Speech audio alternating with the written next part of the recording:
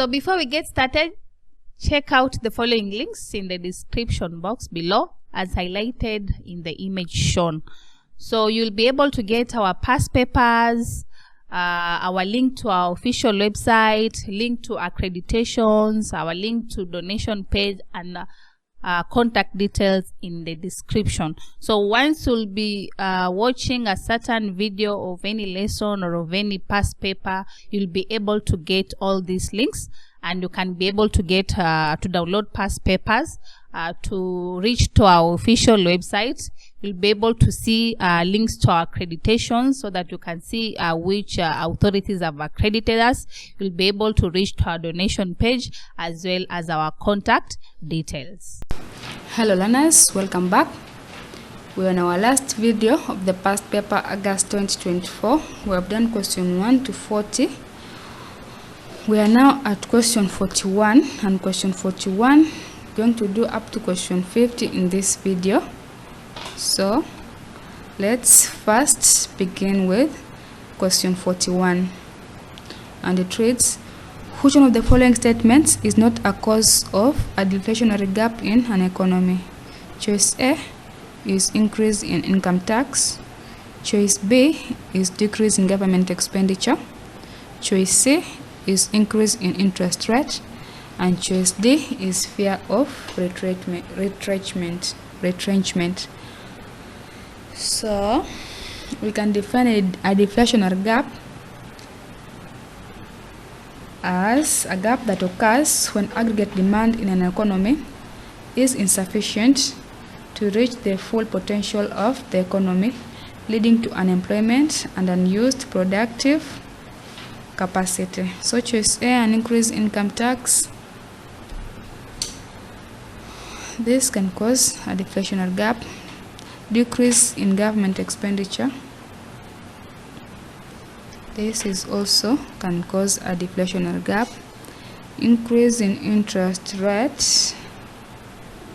This also can increase a deflationary gap. Fear of retrenchment is not direct cause of a deflationary gap. Instead, it is a reaction of economic conditions, and while it can reduce demand, it is more of a symptom of other economic problems rather than primary cause of a deflationary gap.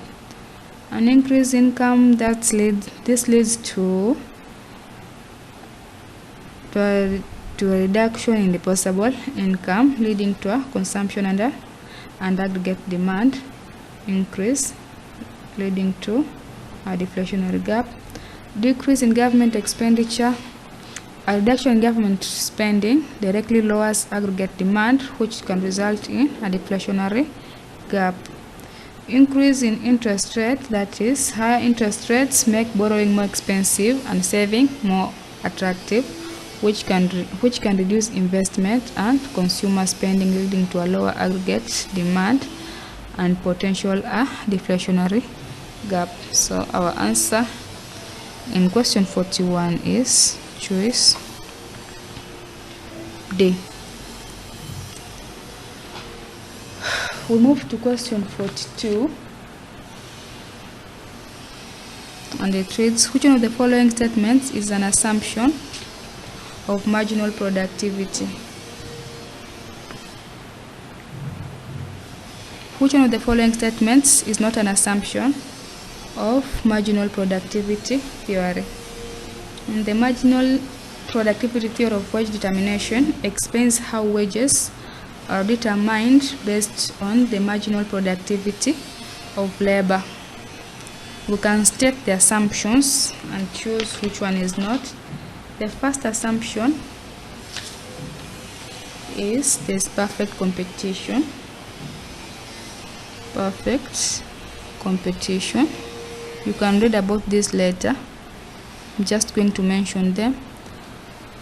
Homogeneous labor is another assumption. Labor is homogeneous. Homogeneous labor. There's perfect substitution. Perfect substitution. Substitution of factors of production. That is, you can replace labor with capital. Another is diminishing marginal returns to scale. Diminishing marginal returns to scale.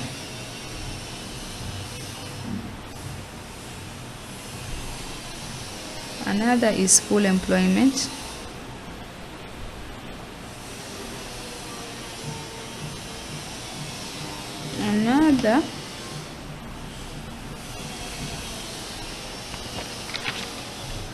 Another is rational behavior of consumers.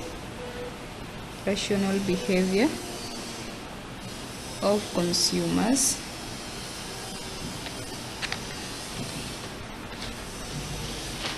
Rational behavior.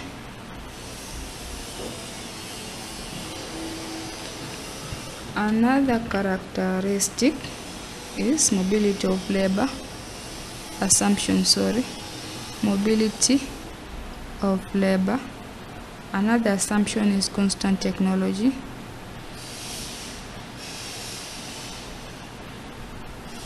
Another is perfect knowledge. To mention but a few. So homogeneous labor is there. Perfect competition is there.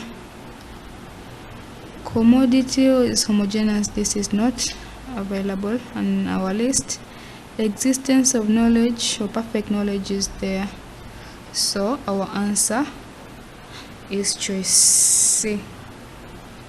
That is, commodity is homogeneous is not an assumption of the marginal productivity theory of wage determination, while the assumption of perfect competition applies to the market. For both labor and goods, the homogeneity of commodities is not a specific requirement of the theory of wage determination. That is, commodity is homogeneous applies in the market structures. We move to question 43, and it reads, which one of the following is not the role of the informal sector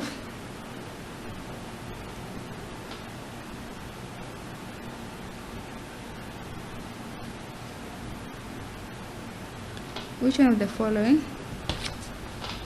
is not a role of the informal sector in an economy? Diversification of the economy, controlling of imports, creation of employment is choice C, and choice D is increased government revenue. So informal sector plays an important role in many economies, especially in developing countries, by contributing employment, economic diversity, and more. So there's diversification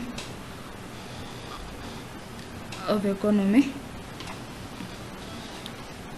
is a role of informal sector. Controlling of imports, the informal sector can help reduce the demand for imports by offering locally produced goods. Creation of employment, yes, it creates employment. Increase in government revenue, that is the work of the government and not an informal sector. So increase in government revenue is not a role in informal sector, but it can diversify the economy. It can control imports by producing locally, hence reducing imports, and it can create employment. Question 44, it reads, which one of the following statements is a characteristic of underdevelopment in developing countries? Which one of the following statements is a characteristic of underdevelopment in developing countries? Institutional constraints is A, high taxation is B, low government expenditure is C, surplus of balance of payments is choice D.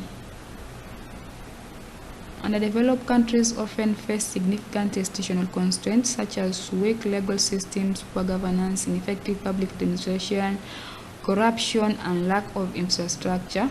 Under high taxation, while high taxation can sometimes create challenges for businesses and individuals, it is not a defining characteristic of underdevelopment in many countries or in many developing countries. Low government expenditure. While low government expenditure can be an issue in some developing countries, it is not universally a characteristic of underdevelopment. Choice C, surplus or balance of payments. A surplus of payments will typically indicate that a country is exporting more than it is importing, which is generally seen as a positive economic indicator and not a characteristic of underdevelopment. So choice A is our answer. A is the answer. Institutional constraints is a characteristic of underdevelopment due to corruption and many more. Question 45, it reads, which one of the following statements is not a measure of control? It's not a measure to control geographical mobility of labor. Geographical mobility of labor refers to the movement of workers from one location to another in search of better opportunities. And we can mention the measures. The first is improving living conditions.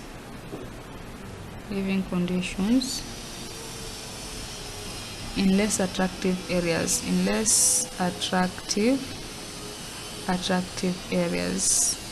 Another is providing incentives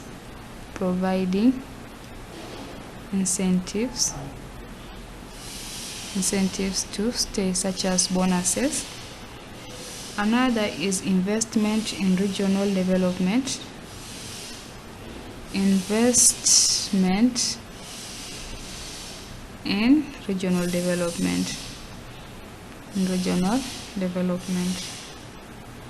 Another is skill-specific job matching.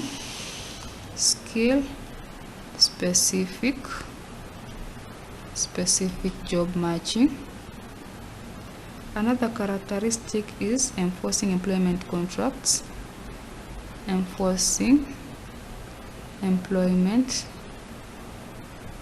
Employment contracts.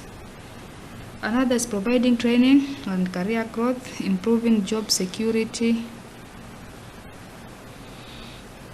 and regulating migrations. So construction of low houses, yes. Giving hardship allowance, that is providing incentives to stay.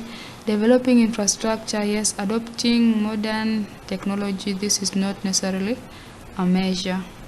So choice D is our answer. Question 46 reads, the following conditions must be satisfied for a consumer to be considered as rational, except A, axiom of selection. Choice B is axiom of transformation. Choice C is axiom of completeness. And choice 4 is axiom of non-satisfaction. So the conditions are completeness of preferences. There's completeness of preferences. Another is transitivity of preferences.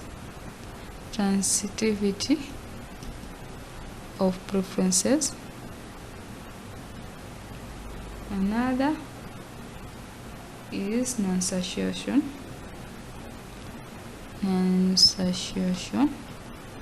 Or more is better. Another is diminishing marginal utility.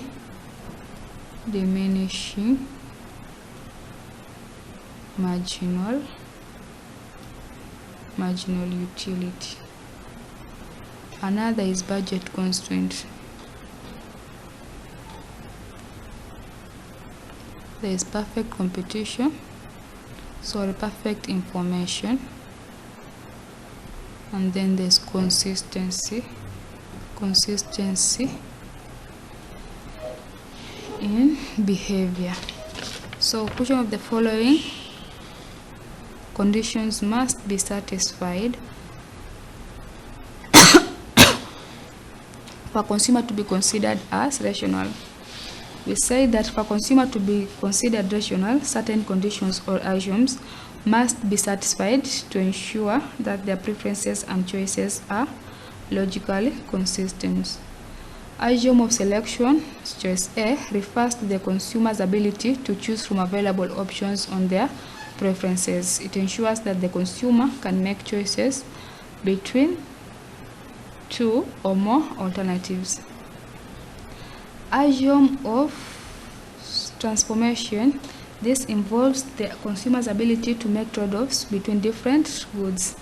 Axiom of completeness assumes that a consumer can rank all possible choices in terms of preferences. So there's transitivity, insertion, completeness, this. So there's axiom of selection, you can select. Axiom of transformation, yes. Axiom of satisfaction is not a commonly recognized axiom in relational consumer theory because rational consumers are generally assumed to seek satisfaction or utility from their choices. So non-satisfaction is not a characteristic or a condition for a rational consumer, because for a consumer to be rational, they must be fully satisfied by their preferences or choices. So choice D is our answer. Question 47. Which one of the following factors is not a cause? Which one of the following factors is not a cause of balance of payments deficit? You can write those very fast. There is trade imbalance. There's trade imbalance as a factor. Unfavorable terms of trade. Unfavorable terms of trade. There's overvalued currency. Overvalued currency. There's political instability. There is inflation. There is economic dependence. Economic dependence. There is structural weaknesses. Structural weaknesses. Weaknesses in the economy. There is poor terms of foreign investment. There's poor terms of foreign investments. And the last point, or the cause or factor that I have, is natural disasters or calamities. Disasters or calamities. So among the causes here, there's political instability, there's natural disasters and calamities. High taxation is not among them, and inflation. So our answer is choice C. Political instability discourages foreign investment and reduces exports, leading to a balance of payments deficit. Calamities and natural disasters can disrupt production and trade, leading to reduction in exports and increase in imports for reconstruction, thus contributing to balance of payment deficit. Inflation in a country makes its goods and services more expensive relative to foreign goods, which can reduce exports and increase imports, contributing to balance of payments deficit. High taxation, on the other hand, while it can impact domestic consumption and investment, is not directly linked to balance of payment deficit. Question 48. Which one of the following are forms of economic integration except? Choice A, trade creation. Choice B, monetary union. Choice C, common market sovereign. Choice D, there's customs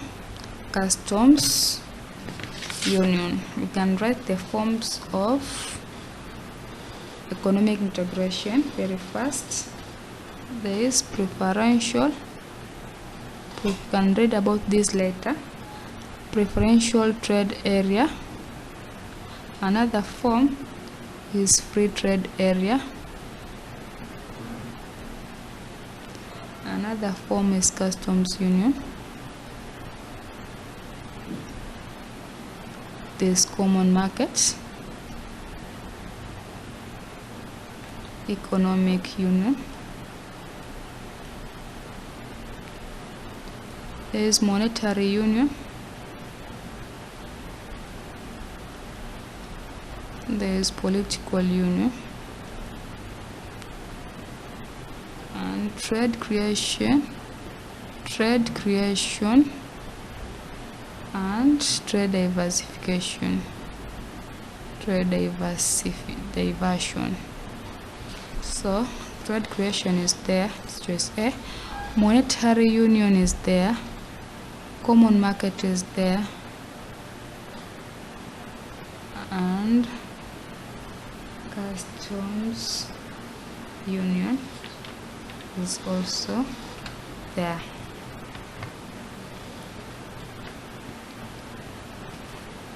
So economic integration refers to the process by which different countries or regions reduce or eliminate barriers of trade. So choice A, trade creation is not a form of economic integration. Instead, it is a result of economic integration. This is a result of trade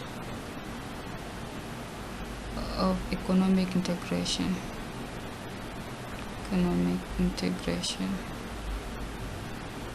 So we remove it from our list. Trade creation occurs when a country joins a trade agreement and begins to import more from partner countries due to lower tariffs, replacing less efficient domestic production with cheaper imported goods. Monetary union is a form of economic integration where countries adopt a common currency and coordinate their monetary policies. Common market is an economic integration form where countries remove barriers to trade, allowing for free movement of goods and services in the economy. Customs union is an agreement where countries remove trade barriers between each other and adopt common external tariffs for member countries. So choice A, trade creation is a result of economic integration. Question 49. Economists typically assume that the main aim of a firm is to maximize profits. Sales is equal to revenue and utility is for a consumer. That is satisfaction. That is direct.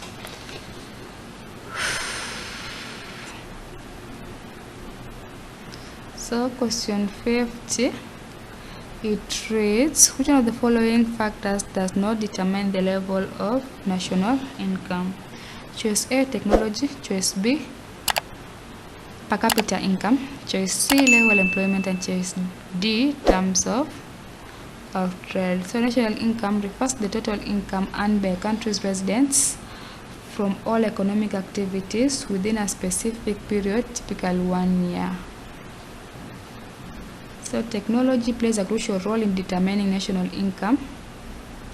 Per capita income refers to the average income per person in a country.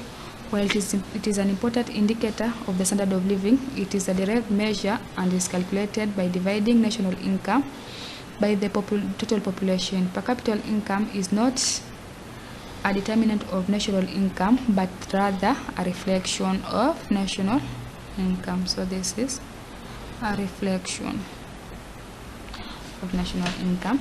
Level of employment is directly related to national income, as higher level of employment typically leads to higher national income, as more people are contributing to the production of goods and services.